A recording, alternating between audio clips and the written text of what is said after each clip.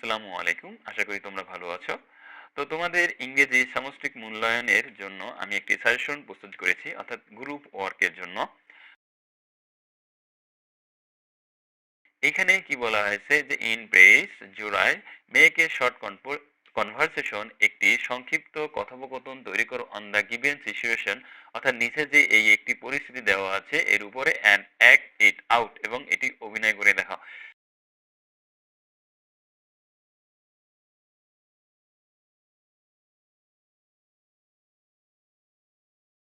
তো এখানে দেখো বলছে কি imagine that Sylvia one of your friend, মনে করো সিলিভিয়া তোমার একজন বন্ধু, had to go to the village home, গ্রামের বাড়িতে গিয়েছিল, বিকজ কারণ হার স্কুল ওয়াজ ক্লোজড, তার স্কুল বন্ধ ছিল, due to corona situation, corona জন্য।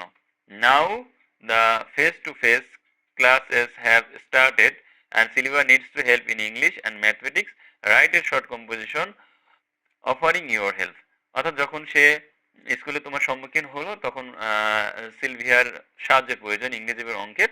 তো তখন কি করবো, রাইট এ শর্ট কনভারসেশন, একটি সংক্ষিপ্ত কনভারসেশন তোমাকে তৈরি করতে হবে, কথোপকথন তৈরি করতে হবে, অফারিং ইউর হেল্প মানে তাকে সাহায্য করার জন্য। এখন এটা তোমাদের জোড়ায় যেভাবে কাজ আসতে পারে সেটা হলো যে কিভাবে তোমার বন্ধুকে তুমি সাহায্য করবে, ঠিক আছে, যে ইংলিশ এবং ম্যাথমেটিক্সে সেই বিষয়ে একটি কাজ আসতে পারে।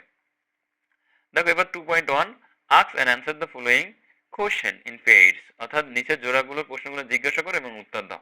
মানে দলগতভাবে তোমাদের কিছু প্রশ্ন দিয়ে দিতে পারে, আহ, যেটা আহ, প্রশ্নের মাধ্যমে তোমাকে উত্তরগুলো খাতায় লিখতে হবে।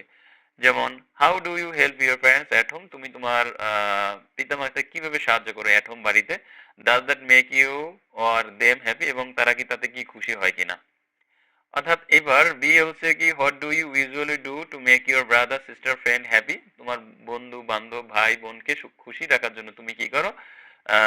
And when they are sad, এবং যখন তারা আবার দুঃখক্রান্ত থাকে তখন কি করো।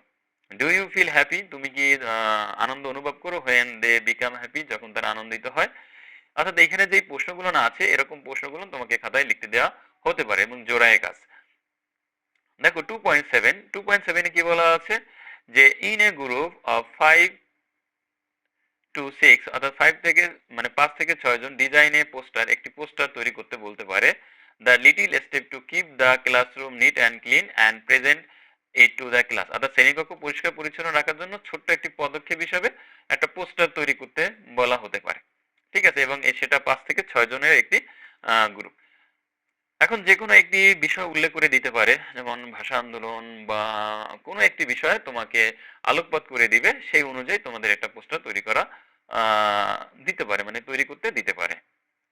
3.7 দেখো বলা আছে ইন পেইডস মানে জোড়ায় বা গ্রুপে, read the following sentence and right why the underline article use in the sentence.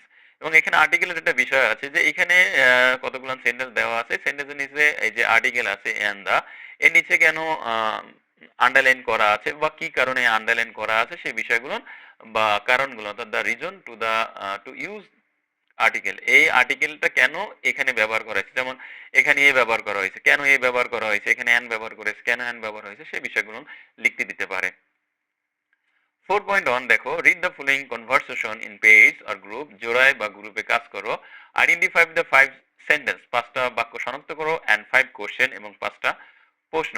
Then write the structures, এবং তার গঠন প্রণালী লিখতে হবে। দুস সেন্টেন্স মানে ওই সেন্টেন্সগুলো না গঠন প্রণালী লিখতে হবে। ফাইনালি সর্বশেষ discuss the difference between this two types of sentence, এবং সেইখানে এই দুই ধরনের যে বাক্য আসবে তার পার্থক্যগুলো তোমাকে লিখতে হবে।